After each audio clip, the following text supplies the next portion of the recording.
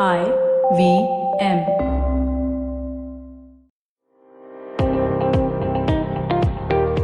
Welcome to All Things Policy, a daily podcast by the Takshashila Institution. We are a bunch of policy nerds based in Bengaluru, and we like bringing fresh perspectives to Indian affairs and Indian perspectives to global affairs. So grab a cup of coffee, sit back, and join us for today's chat. Hello and welcome to All Things Policy. I'm Manoj Kewalramani, and today I have with me my colleague Rohan Seth, and we're going to be talking about India's 5G plans. Again, we've not visited this topic for some time, and this is an opportune moment to talk about this given that a new Parliamentary Standing Committee report has come out detailing what India has done and what Indian plans are with regard to 5G. And it's quite a scathing indictment of how we've not really moved much forward in 5G deployment over the last year and a half, 2 years. That despite the fact that there has been enough talk about the potential economic benefits of 5G and the need to move fast. And obviously, all the geopolitics that we see around 5G, which has been playing out with regard to China and the United States. But we'll get into all of that. First, Rohan, welcome. Hi, Manoj. Thanks for having me. So, okay, Rohan, let's just go first into this report, right? What are the sort of key things that the report is talking about? I think the report is by the IT Standing Committee in the Parliament, chaired by Shashi Tharoor. And as a part of our jobs, we have to read a bunch of government documents. I don't think I've read any that is as scathing as this one. And I say that because the report calls the work of the Department of Telecom deplorable. And it also just, I don't know who was writing this, but they just seem very genuinely frustrated with everything that they've had to write. And I think there is also sufficient cause for them to be frustrated because what the report is basically saying is, listen, 5G has a lot of potential.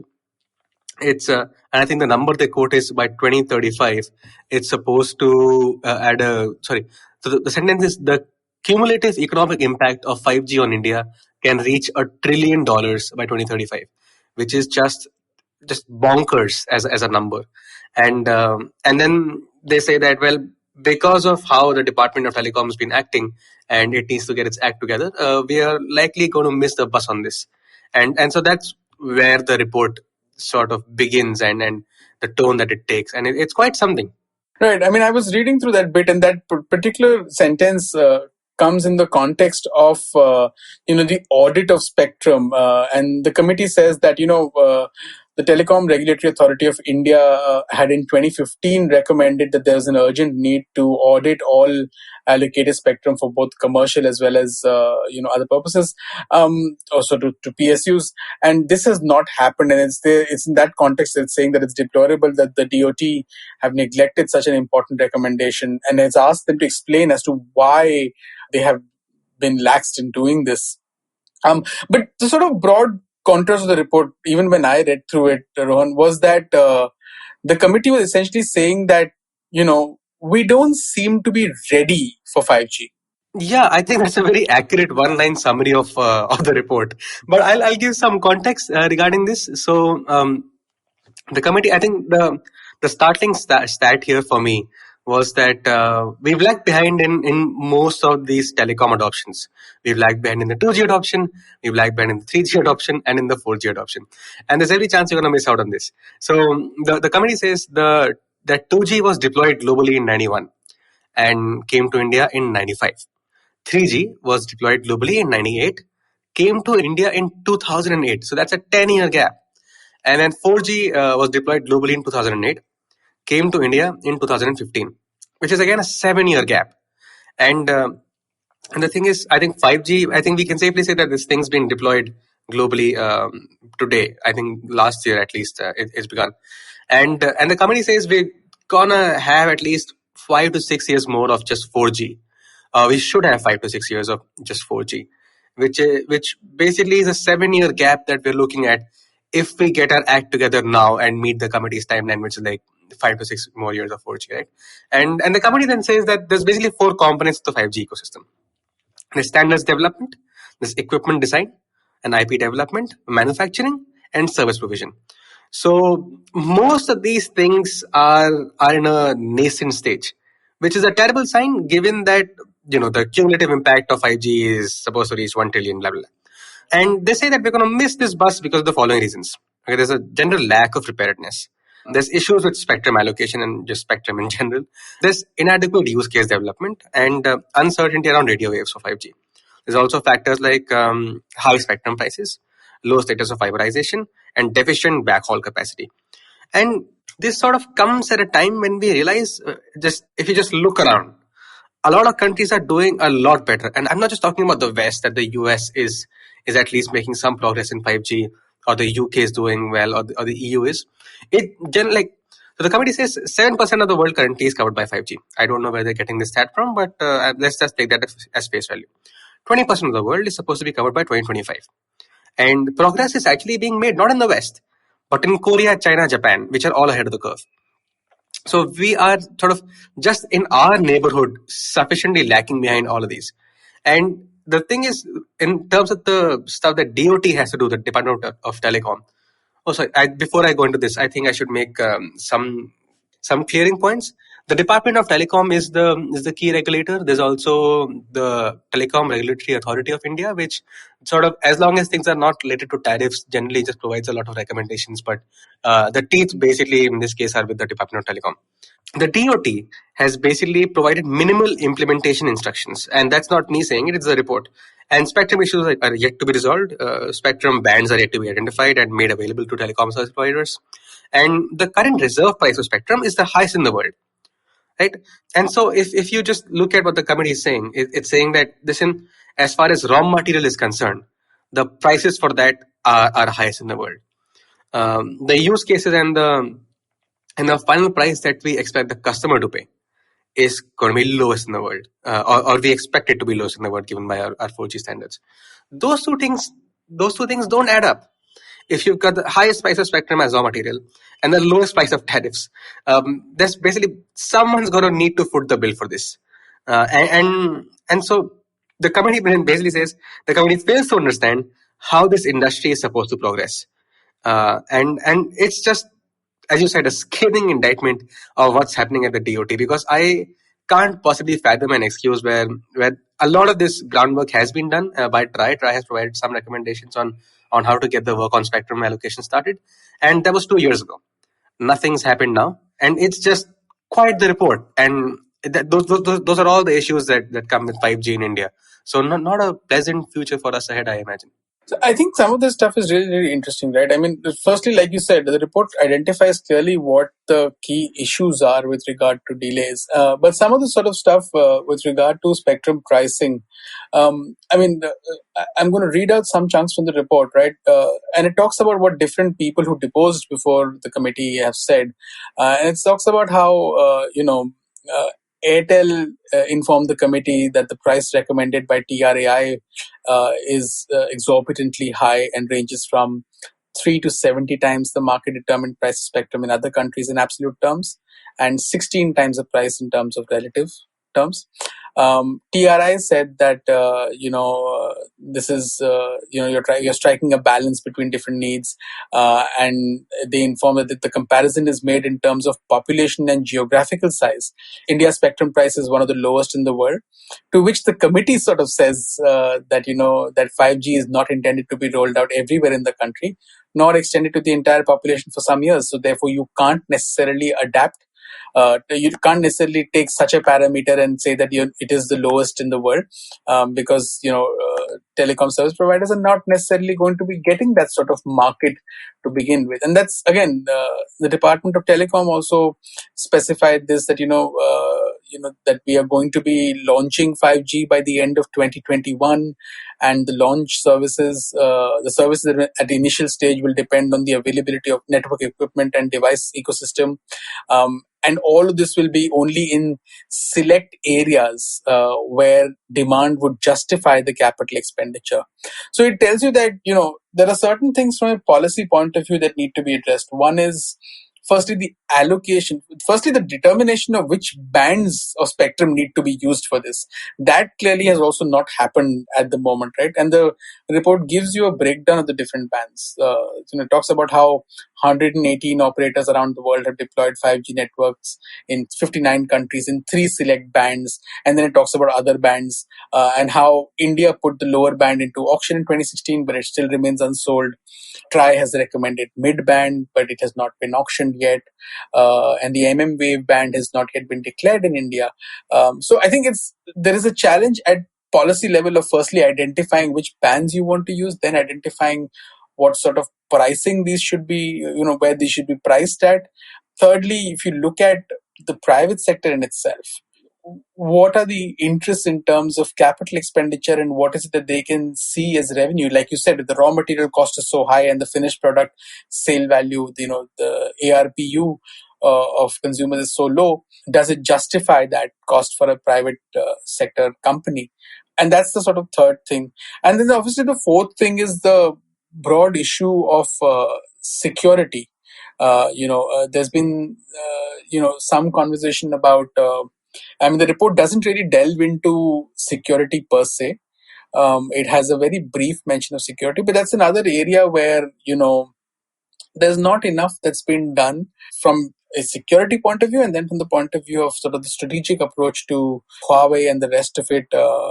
We seem to have not, it doesn't seem to have been thought through.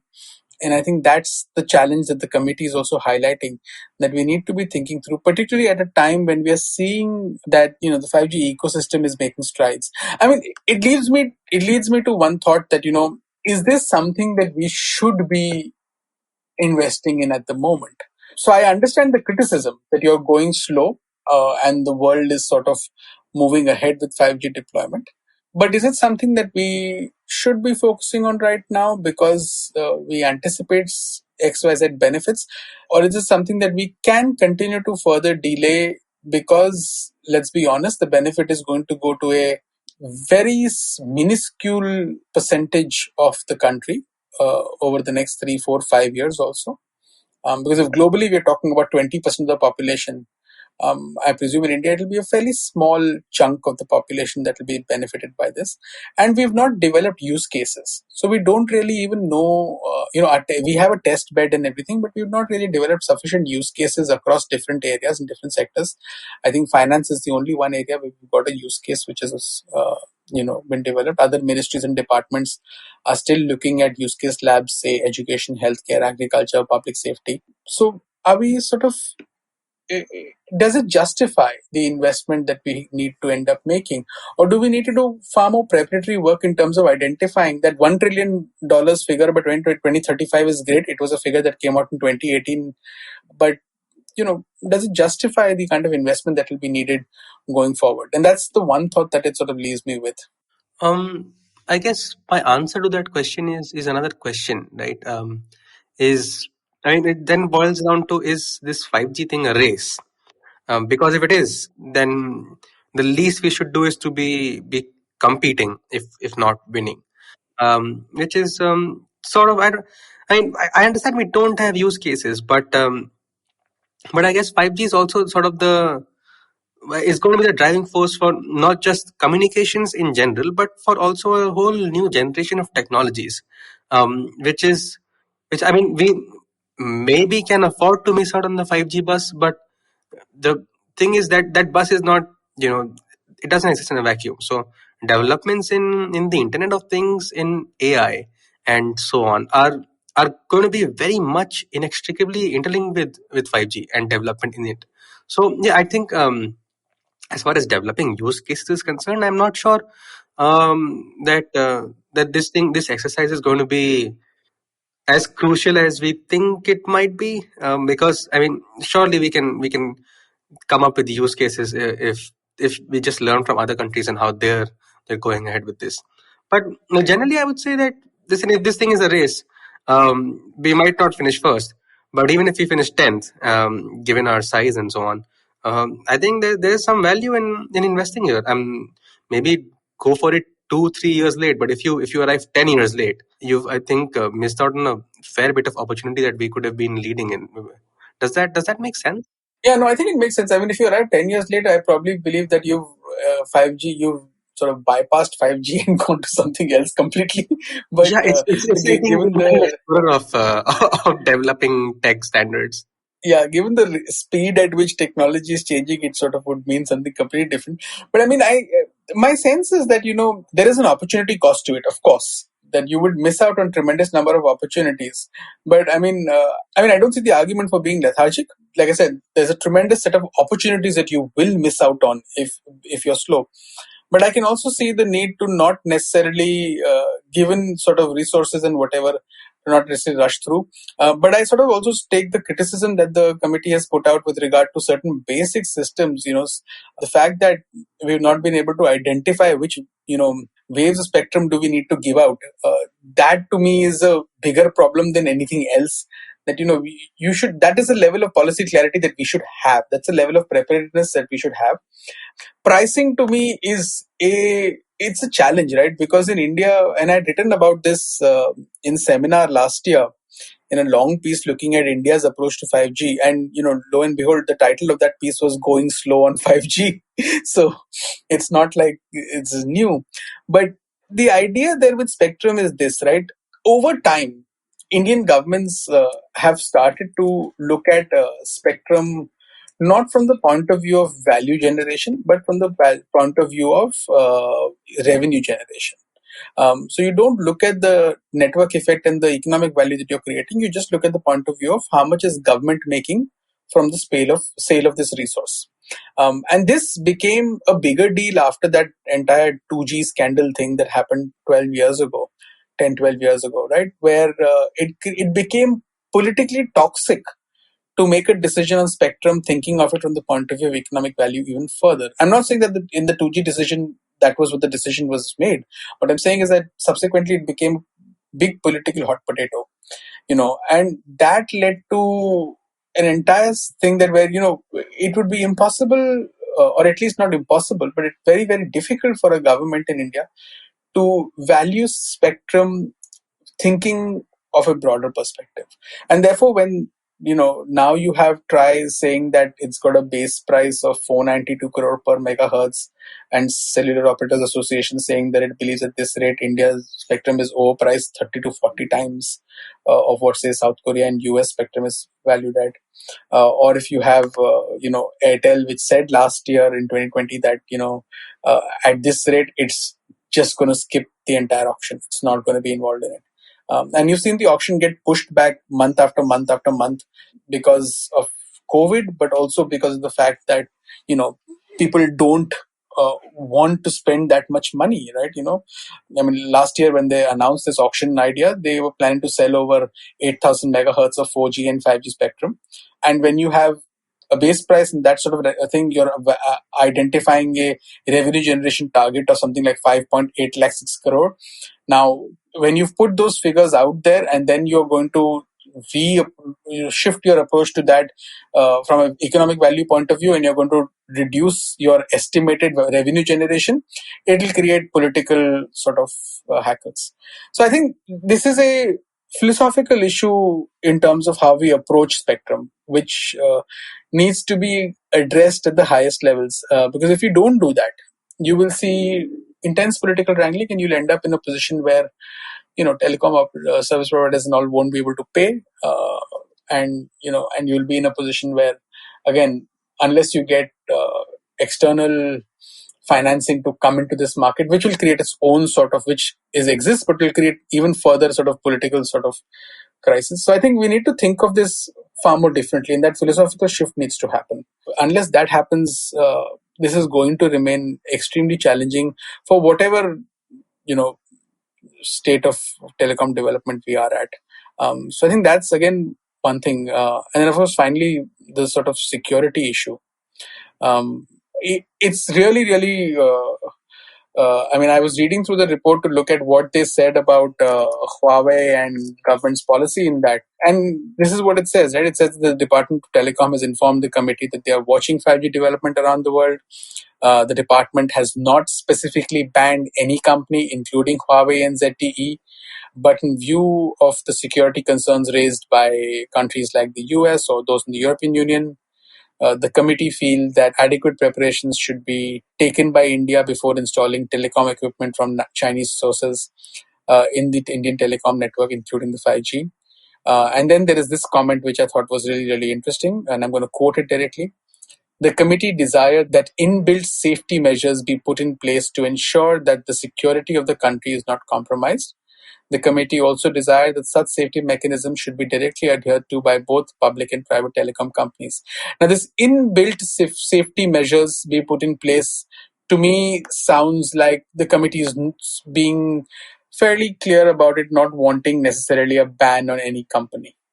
But it's talking about some sort of technological solution to our security challenges, which is interesting that a parliamentary committee is essentially recommending not to block Chinese telecom companies and equipment providers, which I thought is really interesting given the fact that in the last year we've just banned so many other things, uh, and we've blocked so many other things. So it's interesting that this is playing out. Isn't that phrase inbuilt mechanisms? What was the phrase again, Manoj? Yeah, so the phrase was that the committee desired that inbuilt safety measures be put in place to ensure that the security of the country is not compromised. That sounds like Latin for you guys figure it out. It basically sounds like there's a security risk and you just take measures so it's not a risk. Yeah, I mean, I think what they're saying is that since they're not directly calling for blocking certain vendors, but they're saying something like inbuilt safety measures. To me, I mean, the way I read it, it sounds like you're talking about software solutions or you're talking about policy solutions which don't necessarily ban entities, but which can ensure safety without doing that. And I think, this is somewhat what, a mix of what you've heard. I mean, it leads me to directions in which, say, the UK had gone, although it then changed its policy, where the idea was that, we'll keep certain companies out of the core of our system, and that sort of stuff. I think it's veering around. It's a loose phrase, like you said. It can mean anything, but to me, it sort of implies not a ban, but some sort of restrictions and some sort of precautionary measures, whether it's software solutions that can track leakages or whatever. But that's the idea.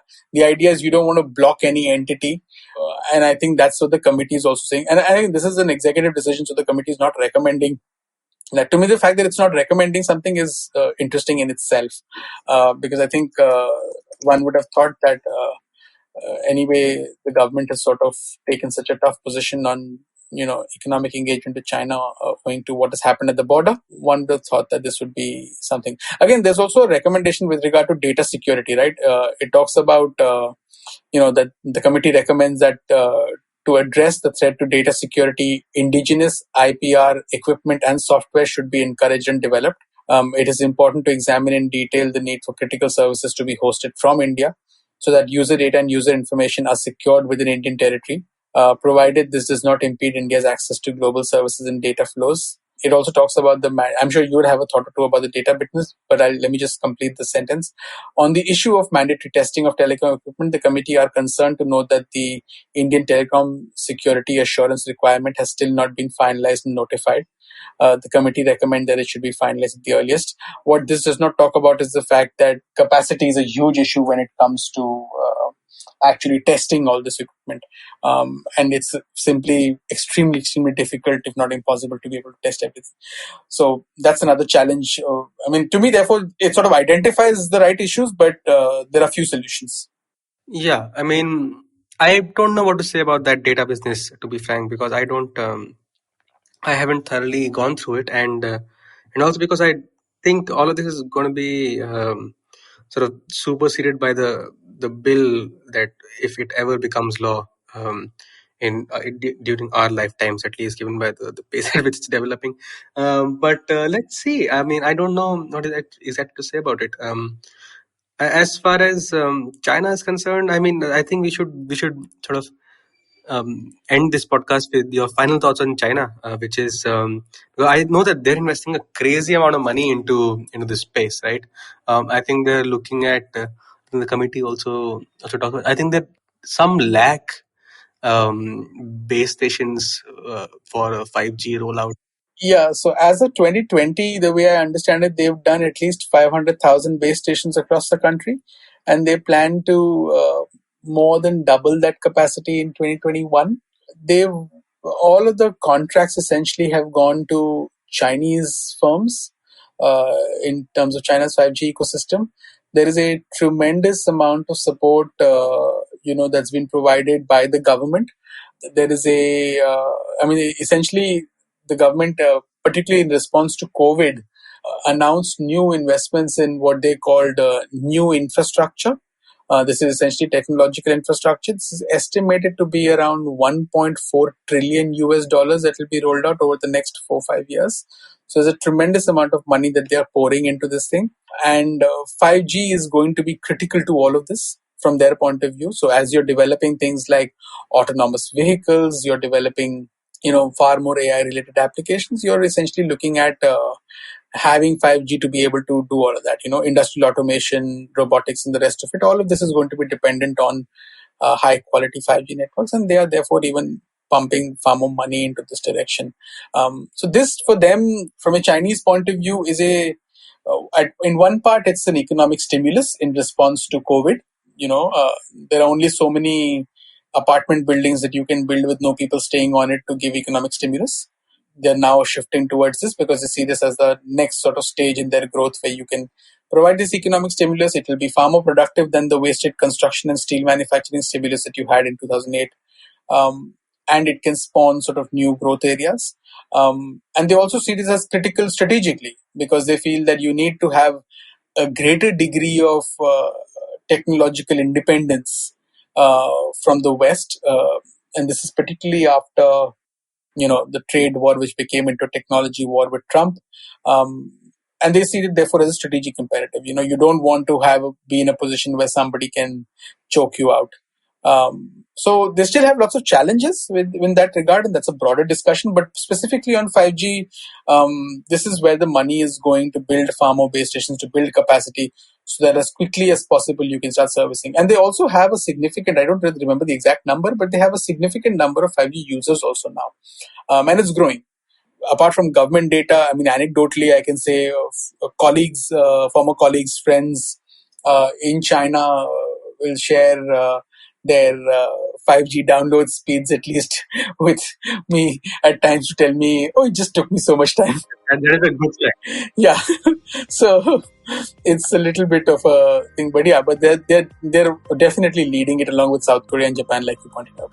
All right, on that very optimistic note for the neighborhood, thank you all so much for joining All Things Policy. See you guys in the next one. Thanks. Bye. If you liked our show, don't forget to check out other interesting podcasts on the IVM network. You can tune into them on the IVM Podcast app, ivmpodcast.com, or wherever you listen to your podcasts. You can also follow IVM on social media. The handle is @IVM Podcasts on Twitter, Facebook, and Instagram. And hey, if you'd like to dive into Takshashila's research on technology, strategy, and economic affairs, check us out at our Twitter handle @TakshashilaINST or our website takshashila.org.in.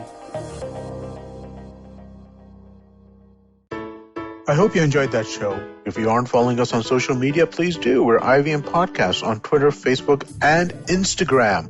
Let me quickly thank our sponsors on the network this week. Storytel, thewholetruthfoods.com, and we have a new sponsor in Syed. Thank you all so much for being part of the network. So, this is Valentine's week, and we have a bunch of stuff for you guys. So I'm going to give you a couple of episodes that you could definitely catch up with. Agla Station, Season 2, Episode 12, Be Our Valentine. Ritasha and Ayushi have a little bit of talk about love and all the rest of the stuff that goes wrong with that. On The Habit Coach, episode 396, Ashton Doctor did an episode which went into the much-debated origins of Valentine's Day. Also, do check out Candid Kannan with Siddharth Kannan featuring Govinda and his wife Sunita Ahuja. He talks to them about amazing 33 years together. But you know what, folks? If you want to hear more about these Valentine's Day things, what I suggest is go to our webpage, ivmpodcast.com/blog. And on the blog, we're going to post a bunch of different playlists that we've created for all the various major services. So if you're feeling in the mood for love, do check that out. You'll definitely enjoy it. Just a quick note on a few other noteworthy episodes this week. Nankari Kunal Vijayakar was the guest. They spoke about street food with him. On Simplified, they talk about vaccinating 1 billion people, then the logistical and administrative task in front of us. And on the Wire Talks, Siddharth talks to Devdutt Mukhopadhyay about the human cost of internet shutdowns.